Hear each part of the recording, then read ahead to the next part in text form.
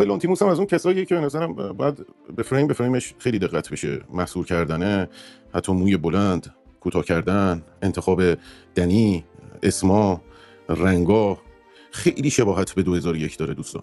یعنی واقعا کوبریکی که میگم از همین لحاظا به شدت من این فیلمو شبیه فیلم‌های کوبریک بلخص لحاظ موضوع خیلی درون مایه 2001 هم درونش دارم میبینم. یعنی اینو با تناب نگه داشته، معلقه دیگه، فلوت رو هوا. ولی خب پرسپشن این از کجا، یعنی پرسپکتیو کیو ما داریم میبینیم و چه کسی رو داریم میبینیم و چقدر در چه حدی ریلایبل و قابل اعتماد این طرفی که داره این رویا رو برای ما میسازه و صحبت میکنه. اینانه دوربین تو دیدگاه من نقش ابزرور رو داره، دوره انگار یک نگاه اورلوک داره، بعضی جاها شخصیت میشه، بعضی جاها میزانسه میشه، بعضی جاها ناظر بیرونی میشه، بعضی جاها سکوت میکنه و بعضی جاها ترجیح میده کل گیتی رو بگرده.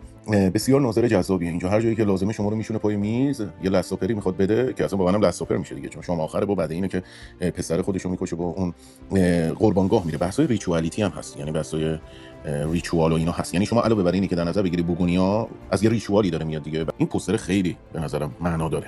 حالا تو دید من